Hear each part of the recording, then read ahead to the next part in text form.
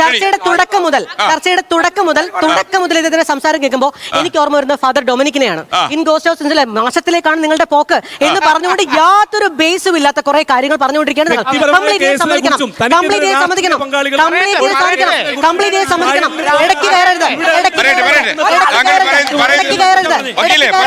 ഇടയ്ക്ക് കയറരുത്.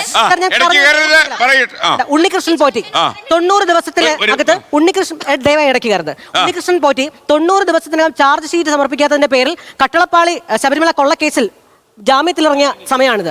അപ്പൊ ആ സാഹചര്യത്തിലാണ് ഒരു വനിതയായിട്ടുള്ള ഒരാളെയും കൊന്നിട്ടില്ലാത്ത എന്നോ ക്രിമേറ്റ് ചെയ്ത് കഴിഞ്ഞൊരു ബോഡി എടുത്തിട്ട് ഞാൻ കുറ്റം ചെയ്തിട്ടുണ്ട് എന്ന് പറഞ്ഞുകൊണ്ട് കേസിന്റെ ചാർജ് ഷീറ്റ് കോടതിയിൽ സമർപ്പിച്ച പോലീസാണ് ഇവിടെ ഉള്ളത്. അപ്പൊ ഇവിടെ മെൻസ് കമ്മീഷനും പറഞ്ഞു വരട്ടെ, ഒന്നും മിണ്ടാതിരിക്കും സാർ. ഇവിടെ മെൻസ് കമ്മീഷനും വനിതാ കമ്മീഷനും എന്ത് വന്നാലും ഒരു രാജ്യം അതിന്റെ പൗരനെ സിറ്റിസനെ ആ ചിൽഡ്രൻ ആയിട്ട് സ്വീകരിക്കാൻ തയ്യാറാകണം. അതല്ലാത്ത പക്ഷം ഒരു തരത്തിലുള്ള നീതിയും സ്ത്രീക്കോ പുരുഷനോ ഇവിടെ ലഭിക്കില്ല. ഇത്രയും ആക്രമണങ്ങൾ നേരിടുന്ന ഒരു വനിതയാണ് ഞാൻ. 1, 2, 3, 4 ഇവിടെ എവിടെയാണ്? ഇവിടെ എനിക്ക് എന്തുകൊണ്ട് വനിതാ കമ്മീഷൻ വരാൻ തോന്നില്ല? എനിക്ക് എന്തുകൊണ്ട് വനിതാ കമ്മീഷൻ എന്തുകൊണ്ട് വരാൻ തോന്നില്ല? വനിതാ കമ്മീഷൻ സർ മറുപടി വേണമെങ്കിൽ പ്ലീസ് സ്റ്റോപ്പ്. മറുപടി വേണമെങ്കിൽ മിണ്ടാതിരിക്കൂ. ഇവിടെ എനിക്ക് വനിതാ കമ്മീഷൻ പോകാൻ തോന്നിയിട്ടില്ല സർ. വനിതാ കമ്മീഷൻ എന്തുകൊണ്ട് പോകാൻ തോന്നില്ല? ഈ അറ്റാക്ക് ചെയ്യുന്ന ഇത്രയും ഇടതുപക്ഷത്തിൻ്റെതാണ്. നിങ്ങളുടെ പ്രശ്നത്തെ നിങ്ങൾ നിയമപരമായല്ലേ നേരിട്ടത്? അതിന് കമ്മീഷനെയല്ലല്ലോ ആശ്രയിച്ചത്. ഇവിടുത്തെ പുരുഷന്മാരുടെ പ്രശ്നം പുരുഷ കമ്മീഷൻ തീർത്തോളം എന്ന് പറയുന്നത് അതല്ല വേണ്ടത്. ഇവിടുത്തെ കോടതികളെല്ലാം പൂട്ടിക്കെട്ടി എല്ലാ കമ്മീഷനും അവർക്ക് മാത്രമേ പുരുഷനായാലും അതിനു വേണ്ടിയിട്ട് ഈ നിലനിൽക്കുന്ന നിയമ സംവിധാനത്തെ അട്ടിമറിക്കാനുള്ള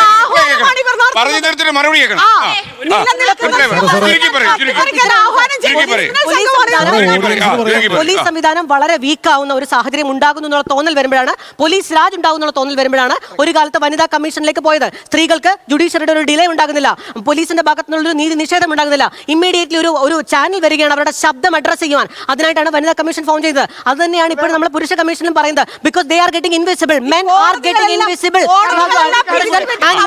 വനിതാ കമ്മീഷൻ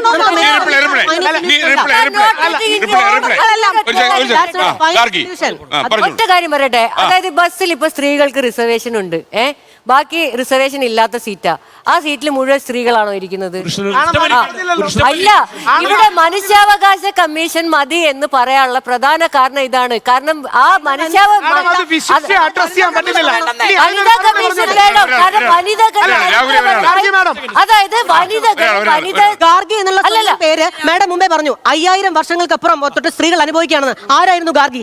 1226 കൊല്ലം മുമ്പ് ഈ നാട്ടിൽ വേദേതിഹാസങ്ങൾ പഠിക്കുവാനും പറയുവാനും പ്രീച്ച് ചെയ്യാനും നടന്ന ഫിലോസഫർ ആയിരുന്നു. അപ്പൊ അക്കാലത്ത് നമ്മൾ എങ്ങോട്ടാണ് സന്ദർശിച്ചത് സർ? 2013 2013 നമ്മൾ സുപ്രീം കോടതിയിലേക്ക് ഒരു പബ്ലിക് ഇൻട്രസ്റ്റ് ലിറ്റിഗേഷനൊക്കെ പോയി. എന്തിനാ? വൃന്ദാവനിൽ ഹരേ രാമ ഹരേ രാമ ഹരേ കൃഷ്ണ എന്ന് പാടുന്നതിനൊപ്പം തന്നെ വിധവകളായിട്ടുള്ള 1000 സ്ത്രീകൾ, 20,000-ഓളം സ്ത്രീകൾ വൈധവ്യം 9 വയസ്സ് മുതൽ പേർക്കുണ്ട്. അവിടെ താമസിച്ചുകൊണ്ട് നിറങ്ങളില്ലാത്തൊരു ലോകത്ത് മാത്രം ജീവിച്ചു. അവർക്ക് ഹോളി ആഘോഷിക്കാനുള്ള റൈറ്റിന് വേണ്ടി ഇറങ്ങി തിരിച്ചത് സുലഭ് ഇന്റർനാഷണലിന്റെ ഫൗണ്ടർ ആയിട്ടുള്ള പുരുഷനായിട്ടുള്ള ഒരാളാണ്. അതിന്റെ പേരിലാണ് 2013 മുതൽ 26 വരെ അവിടെ നിറങ്ങളുടെ ആഘോഷമുണ്ട് മാഡം. അങ്ങനെ ഒരു കാലം പുരുഷന് സമ്മാനിക്കാൻ പറ്റില്ല സർ. അതിനുവേണ്ടി ഒരു ചെക്സ് ആൻഡ് ബാലൻസ് വേണം. ഇതൊരു ആത്യന്തികമായ സൊല്യൂഷൻ അല്ല. ബട്ട് ഈ രണ്ടും ഡിസോൾവ് ചെയ്തുകൊണ്ട് സിറ്റിസൺ നമുക്ക് യാത്ര. ലോകത്തെവിടെയായാലും ഏത് സമയത്തും 24 വാർത്തകളും ഓഗ്മെന്റഡ് റിയാലിറ്റി പാക്കേജുകളും എക്സ്പ്ലെയിനറുകളും വിശദമായി കാണാൻ ഞങ്ങളുടെ യൂട്യൂബ് ചാനൽ നിങ്ങൾക്ക് സബ്സ്ക്രൈബ് ചെയ്യാം.